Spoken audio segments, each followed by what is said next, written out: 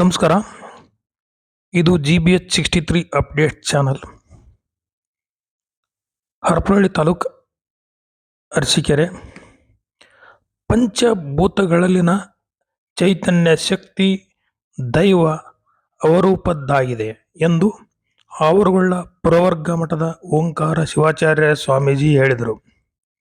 ಕಂಚಿಕೇರಿ ಗ್ರಾಮದ ಕೋಡಿ ವೀರಭದ್ರೇಶ್ವರ ದೇವಸ್ಥಾನ ಮಹಾಮಂಡಲ ಪೂಜಾ ಸಮಾರಂಭದಲ್ಲಿ ಭಾಗವಹಿಸಿ ಆಶೀರ್ವಚನ ನೀಡುತ್ತಿದ್ದರು. ದೇವಸ್ಥಾನದಲ್ಲಿನ ದೇವರ ಸ್ವರೂಪ ಬೇರೆ ಆಗಿದ್ದರೂ ದೈವ ಹೇಳುವುದೊಂದೇ ಕಾಯಕ ನಿಷ್ಠೆಯಿಂದ ನ್ಯಾಯಸಮ್ಮತವಾದ ಜೀವನ ನಡೆಸಬೇಕು ಎಂದರು. ಶರಣರ ಕಾಲದಿಂದಲೂ ಬೇಕು ಎನ್ನುವ ಅನುಭವದಿಂದ ದೇವಸ್ಥಾನ, ದೇವರು, ಧರ್ಮ, ಸಂಸ್ಕೃತಿ ರೂಪುಗೊಂಡಿದೆ. ಮನುಷ್ಯನ ಅಜ್ಞಾನದ ಫಲದಿಂದ ಮಾತ್ರ ಕಷ್ಟ ಕಾರ್ಪಣ್ಯ ಒದಗಲಿದೆ. ತ್ಯಾಗ, ಪರರ ಸಹಿಷ್ಣುತೆ ಹಾಗೂ ಒಳಿತನ್ನು ಬಯಸಿದರೆ ಮೋಕ್ಷ ಪ್ರಾಪ್ತಿಯಾಗುತ್ತದೆ. ಗ್ರಾಮದಲ್ಲಿನ ದೈವ ಭಕ್ತಿಗೆ ವರುಣದೇವ ಕೃಪೆ ತೋರಿದ್ದಾನೆ. ರೈತನ ಶ್ರಮದ ಪ್ರತಿಫಲವಾಗಿ ಉತ್ತಮ ಬೆಳೆ ಕೈ ಸೇರುವಂತಾಗಿ ಉತ್ತಮ ದರ ಲಭಿಸುವಂತಾಗಬೇಕೆಂದು ಹೇಳಿದರು. ಈ ಸಂದರ್ಭದಲ್ಲಿ ವೇದಮೂರ್ತಿ, ಸಿದ್ಧಲಿಂಗ ಶಾಸ್ತ್ರಿ, ತಿಪ್ಪೇಸ್ವಾಮಿ, ಬಿದ್ರಿ ಕೊಟ್ರೇಶ್, ಕೆಂಚನಗೌಡ, ಕೆಂಚಪ್ಪ, ಜಾತಪ್ಪ, ಸಿದ್ವೀರಪ್ಪ, ಮೋತಿ ಸಿದ್ದಪ್ಪ, ಬಸಣ್ಣ, ಕೊಟ್ರೇಶ್, ಮಂಜಪ್ಪ, ಸಂಗಜ್ಜ, ಸುನೀಲ್ ಕುಮಾರ್ ಬಿದ್ರಿ, ಅರುಣ್, ನಿಂಗರಾಜು, ವೀರಣ್ಣ, ದೇವೇಂದ್ರ ಇದ್ದರು. ವರದಿ ಮಹೇಶ್, ಅರಸೀಕೆರೆ. ಇದು GBH63 update channel. Please subscribe my channel, share and like. Thank you.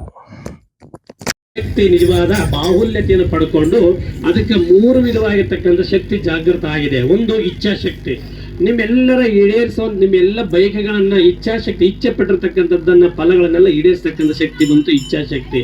ಜ್ಞಾನಶಕ್ತಿ, ನಾನು ಯಾರು, ನಾನು ಹೇಗಿರ್ಬೇಕು, ನಾನು ಮುಂದೆ ಏನ್ ಮಾಡ್ಬೇಕು, ನಾನು ಹೇಗಿದ್ದು ಚೆನ್ನಾಗ ಅಂತ ತಿಳ್ಕೊಂಡು ಅಂತರಂಗ ಬಹಿರಂಗದಲ್ಲಿ ನಿನಗೆ ಜ್ಞಾನವನ್ನ ಅರಿವನ್ನು ಮೂಡಿಸ್ತಕ್ಕಂಥ ಒಂದು ಶಕ್ತಿ ಬೇಕಾಗುತ್ತೆ. ಅವನು ಪೂಜೆ ಮಾಡಿದಾಗ ಅದು ಬರ್ಲಿಕ್ಕೆ ಸಾಧ್ಯ. ಅದು ಜ್ಞಾನಶಕ್ತಿ. ಕ್ರಿಯಾಶಕ್ತಿ, ನೀನ್ ಇವತ್ತಂತ ಒಳ್ಳೆ ಕೆಲ್ಸಕ್ಕೆ ಹೋಗ್ತಾ ಇರಪ್ಪ, ಕೈ ಹಾಕಿದ್ ಎಲ್ಲಿ ಲೋಪ ಆಗ್ಬಾರ್ದಪ್ಪ, ಇವತ್ತು ಕೈ ಹಾಕಿದ ಕೆಲಸ ಕಾರ್ಯಸಿದ್ಧಿ ಆಗ್ಲೇಬೇಕಪ್ಪ ಅಂತ ಮನಸ್ಸು ಅನ್ಕೊಂಬಂದು ನೀವು ಬೇಡ್ತೀರಿ. ಆ ಬೇಡಿದ್ದನ್ನ ಕಾರ್ಯರೂಪದಲ್ಲಿ ಕ್ರಿಯಾಶಕ್ತಿ ಪರಿಣಮಿಸ್ಬೇಕಪ್ಪ ಅಂತಾರೆ. ಕ್ರಿಯಾಶಕ್ತಿ ಜಾಗೃತವಾಗಿದೆ. ಅದಕ್ಕೆ 48 ದಿನಗಳ ಪರ್ಯಂತರ ಮಹಾಮಂಡಲ ಪೂಜೆ ಅಂತ ತಿಳ್ಕೊಂಡು ಇವತ್ತು ಪೂಜೆ ಮಾಡಿ ವೀರಭದ್ರ ಸ್ವಾಮಿನ ಅಲ್ಲಿ ಏನ್ ಜಾಗೃತ ಆತಪ್ಪ ಅಂತಂದ್ರೆ ಶಿರಿಯಲ್ಲಿ ಶಿವತ್ವದ ಸ್ವರೂಪವಾಗಿರ್ತಕ್ಕಂಥ ಶಕ್ತಿ, ಬಾಹುಲ್ಯತೆಯ ಶಕ್ತಿ ಪ್ರಕಾಶ ಆಗೋದ್ರ ಮುಖಾಂತರ, ಪ್ರಭೆ ಜಾಸ್ತಿ ಆಗೋದ್ರ ಮುಖಾಂತರ ಅಲ್ಲಿ ಏನಾಯ್ತಪ್ಪ ಅಂತಾರೆ ಇಚ್ಛಾಶಕ್ತಿ, ಕ್ರಿಯಾಶಕ್ತಿ ಜಾಗೃತ, ಜ್ಞಾನಶಕ್ತಿ ಜಾಗೃತ ಆಗಿಬಿಟ್ಟು ನಿಮ್ಮೆಲ್ಲರ ಭೌತಿಕವಾಗಿರ್ತಕ್ಕಂಥ ವೇದನೆಗಳನ್ನು ನಿವಾರಿಸ್ಬಿಟ್ಟು ಧರ್ಮ, ಆಚಾರ, ವಿಚಾರ, ಸಂಸ್ಕೃತಿ, ಸಂಸ್ಕಾರ ನೆಲೆಗಟ್ಟಿನ ಮೇಲೆ ಬದುಕನ್ನು ಸಾಫಲ್ಯಗೊಳಿಸ್ಲಿಕ್ಕೆ, ನಿಮ್ಮ ಬದುಕಿ ಬೆಳಕನ್ನು ಚೆಲ್ಲಲಿಕ್ಕೆ ಭಗವಂತನ ನಿಜವಾಗಿರ್ತಕ್ಕಂಥ ಕಾರುಣ್ಯ ಅನುಗ್ರಹ ಈ ಪೂಜಾ ಫಲದಿಂದ ಪ್ರಾಪ್ತಿ ಆಯಿತು. ಜೊತೆಗೆ ಎಲ್ಲಕ್ಕಿಂತ ಮಿಗಿಲಾಗಿ ನಮಗೆ ಹಸಿವು ಯಾವುದಿದೆ ಅಂತಂದ್ರೆ ಇಳೆಗೆ ಮಳೆ ಬೇಕು, ಮಳೆ, ಬೆಳೆ ಬೇಕು, ಬೆಳೆ. ಇಡೀ ರೈತನಿಗೆ ಅಷ್ಟೇ ಅಲ್ಲ, ಆ ರೈತ ಇವತ್ತು ತಾನು ಬೆಳೆದಿರ್ತಕ್ಕಂಥ ಬೆಳೆ ತಾನೊಬ್ಬನೇ ಊಟ ಮಾಡೋದಿಲ್ಲ, ದೇಶಕ್ಕೆಲ್ಲ ಹಂಚೆ ಉಳಿದದ್ದನ್ನು ತಾನು ಉಣ್ಣುವಂತ ನಿಜವಾದ ಅನ್ನದಾತ. ಮೊದಲೇ ಅನ್ನದಾತ ಭಗವಂತ, ಎರಡನೇ ಅನ್ನದಾತ ಎಲ್ಲರಿಗೂ ಕಣ್ಣದಿಗೆ ಇರ್ತಕ್ಕಂಥವ್ರು ರೈತ ಅಂತ ತಿಳ್ಕೊಂಡು, ಕಾಣದೇ ಇರ್ತಕ್ಕಂಥ 84 ಲಕ್ಷ ಜೀವರಾಶಿಗಳಿಗೂ ಅನ್ನ ಅಳಿತಕ್ಕಂಥವನು ತ್ರಿಕಾಲದಲ್ಲಿಯೂ ಕೂಡ. ತ್ರಿಕಾಲ ಅಂದ್ರೆ